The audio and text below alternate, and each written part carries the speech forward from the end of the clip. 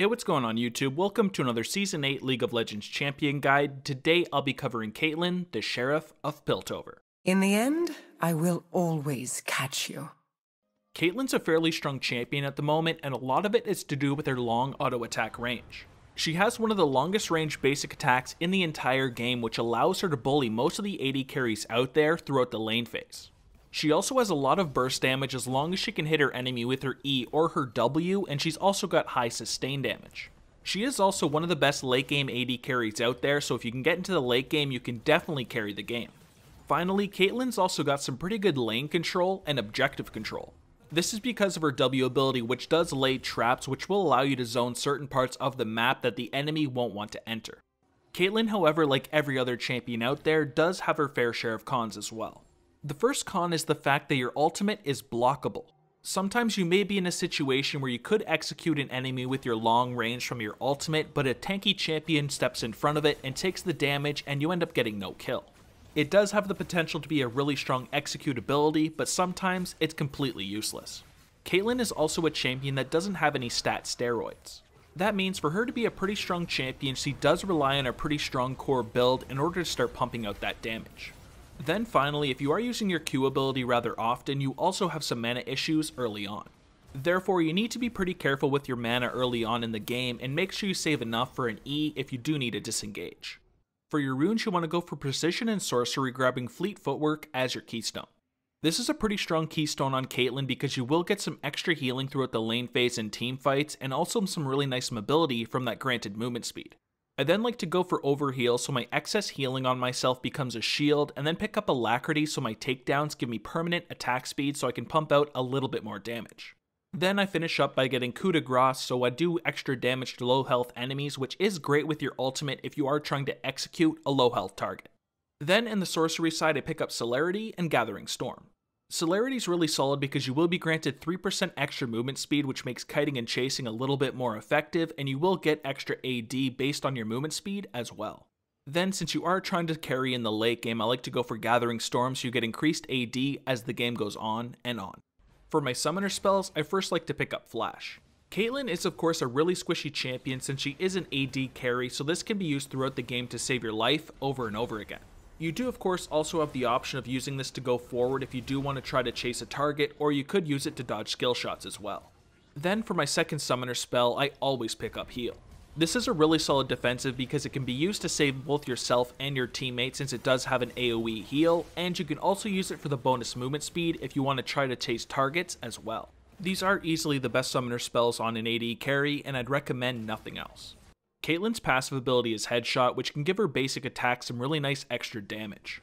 This passive stacks up to 6 times, and your next attack will be a headshot and deal a bunch of extra damage, which works against champions and minions as well. If you root an enemy with your trap or you slow the enemy with your 90 caliber net, this will also make your next attack against that target do a headshot as well. Therefore, you will be able to combo those abilities with one of your auto attacks to do a big chunk of damage. Other than that though, there's not too much to say about this ability. If somebody gets into your trap or is slowed by your net, make sure you auto attack for a bunch of extra damage, and just enjoy that extra damage if you are auto attacking the enemy team. Your Q ability is Piltover Peacemaker, which does damage in a line, is great for minion clearing and poking the enemy.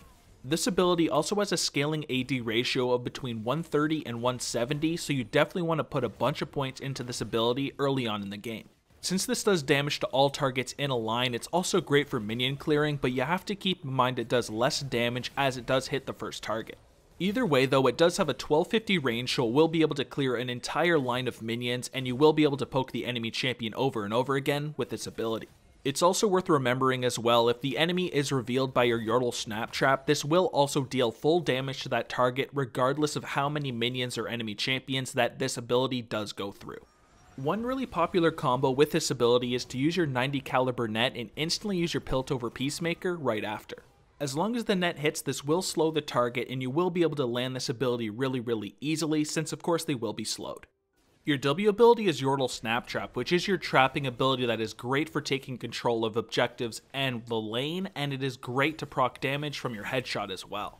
Now this does also have a scaling maximum traps between 3 and 5 and a scaling trap duration as well, so if you are looking for a lot of lane control, you can max this ability first, but generally you want the Q for its extra damage. Now as for this ability, generally when you're going for an objective you want to try to place this around so people can't enter the area, and of course you want to do that throughout the lane phase as well. It also makes Caitlyn one of the best siegers in the game because you can also place this when you are going for towers and the enemy can't really engage into you unless they want to just die. I would also recommend holding on to one charge of this ability at pretty much all times so you do have the option of chain crowd controlling if your support or somebody else on your team does land a crowd control. You can drop this underneath and have a really long CC. Your E ability is 90 caliber net, which shoots you either backwards or forwards and gives you a really nice slow if it hits the enemy. It is a pretty solid ability because it will shoot you 400 units in whatever direction you want and slow any enemy hit by 50%. This is a really solid way to disengage and kite a target, but you could always use this to shoot yourself forward as well to get off auto attacks on an enemy running away from you. As previously mentioned, this will also proc your headshot as well, so your next auto attack on the target hit by this net will do a nice chunk of damage. Therefore, you can always use this offensively as well to hit the target with a slow, easily land your Q, and auto attack afterwards for a big chunk of burst damage. Caitlyn's ultimate is Ace in the Hole, which has a really long range and a 200% bonus AD ratio, making it a great executing ability.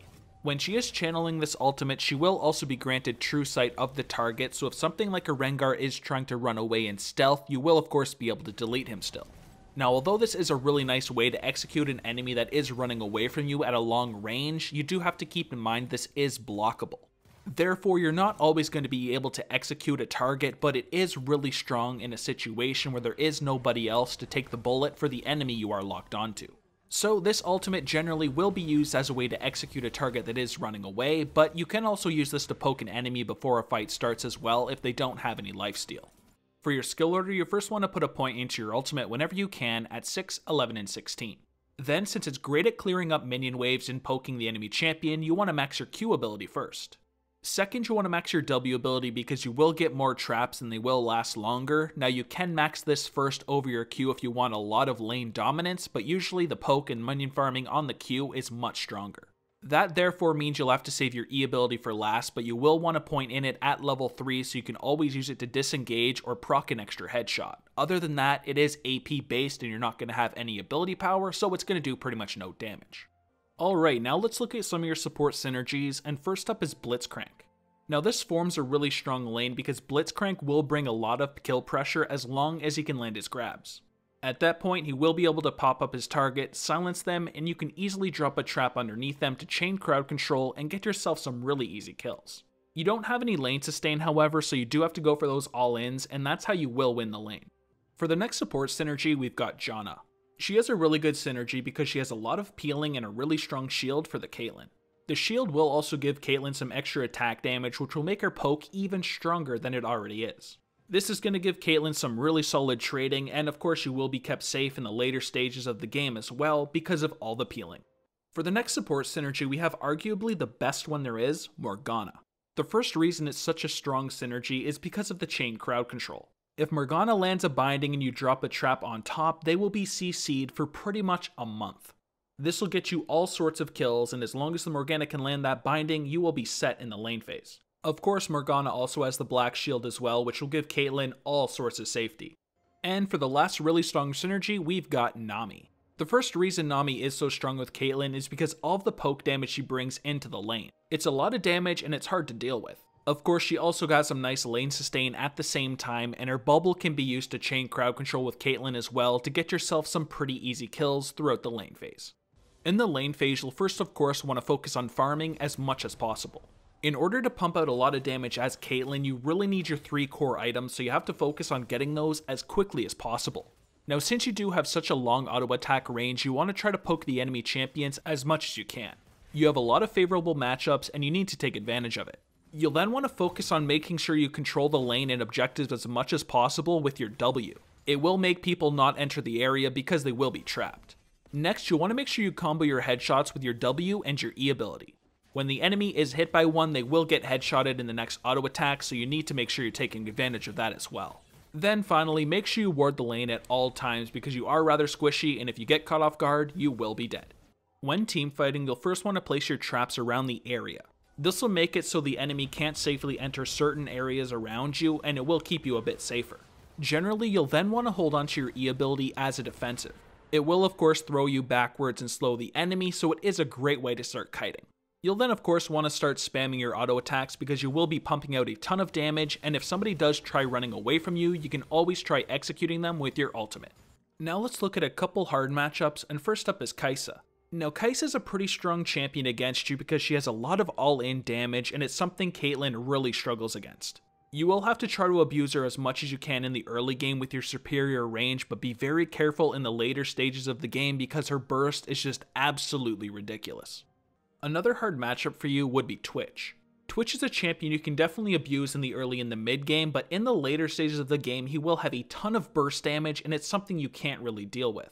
Therefore, unless you're way ahead of the Twitch, if you are roaming around by yourself, you'll have to be very careful because if he pops out of stealth, there's not much you can do.